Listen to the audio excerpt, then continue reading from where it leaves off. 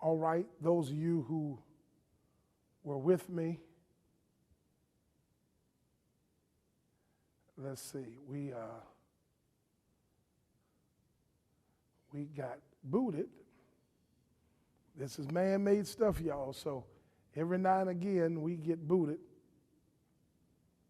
But we are back. I want you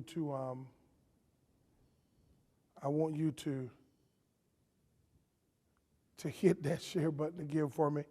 We got booted for a second.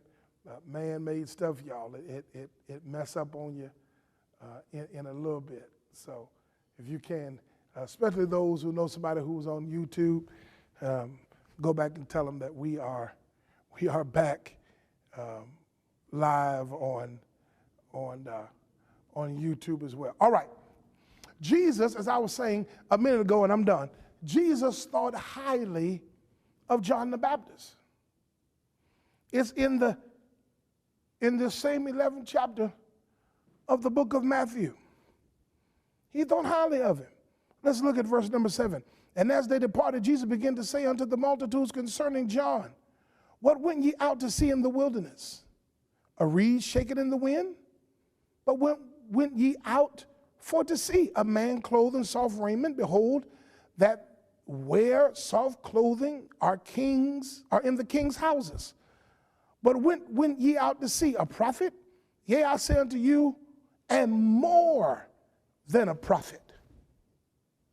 For this is he of whom it is written, behold, I send my messenger before thy face, which shall prepare thy way before thee. And verily I say unto you, among them that are born of a woman, there have not risen a greater than John the Baptist. Notwithstanding, he that is least in the kingdom of heaven is greater than he.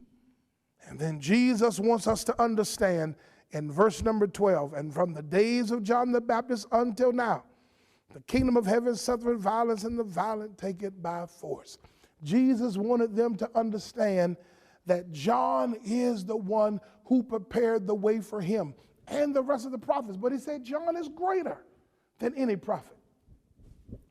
But in the kingdom of heaven, those who are the least in the kingdom of heaven is greater than he is. John is awesome. John is wonderful. John has done what I called him to do. But don't judge your relationship with me based on John. If you are the least, you shall be great. But Jesus had to help John to see. I wrote something down this morning, and I want to share it with you, and I look for it. God gave me something this morning, and I want to share to you. And here's the reality is, this is what God gave me. You can look at someone and still not see them.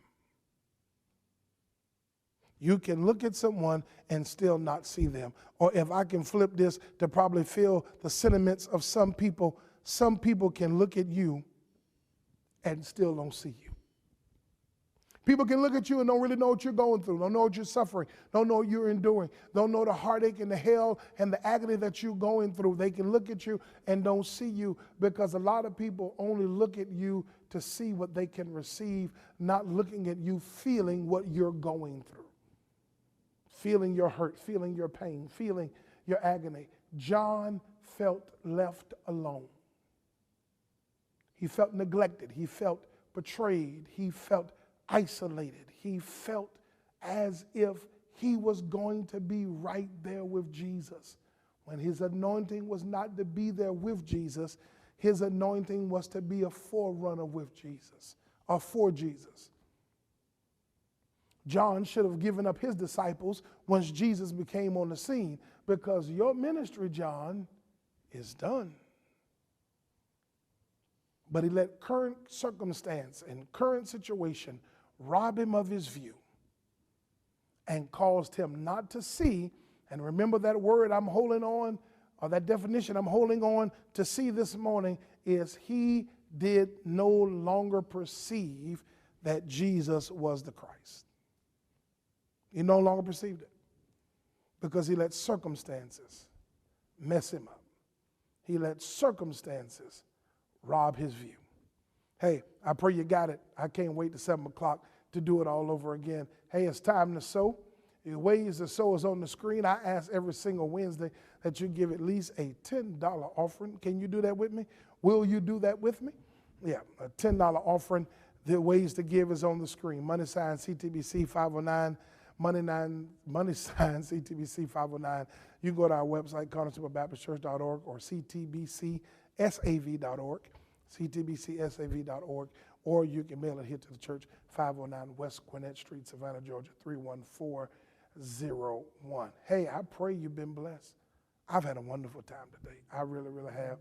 And I'm so glad to spend this time with you. Listen, this coming Sunday is our Harvest Day. We want you to come join us. Dr. Cheryl Powell of the Kingdom Builders Church, Pompano Beach, Florida, will be here with us, an awesome, phenomenal woman of God. So I want you to come join us. Don't forget that this month is National Pastors Appreciation Month. And don't forget to honor your leader in some small way or gesture, just to tell them how much you love them, how much you appreciate them, that you're encouraging them and strengthening them in prayer. Make sure you do that this month. Don't let this month go out. And I'm grateful for all the gestures of love that has been done for me this week. It felt good I came into the office one day and my favorite little candy was in the office, and then my favorite popcorn was in the office, and then a member brought me a card, and a member put a card in the mail, and some of our ministers here plan to love on us later on this month. That means something. It's not always about the dollar bill. I mean, even though money is good, and the Bible said money answereth all things, but it's about some of the small gestures that means the world. People want to be celebrated, but they have a hard problem sometimes celebrating others. So I just want to encourage you, my brothers and my sisters, make sure you honor the clergy this month in the best way that you know how. Connors Temple, you know your tribes are due.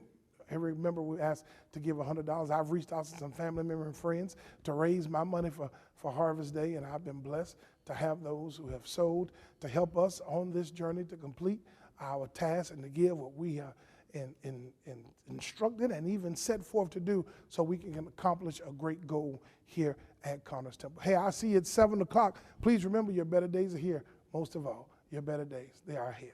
Have a wonderful day. I'll see you at 7. Bye-bye for now.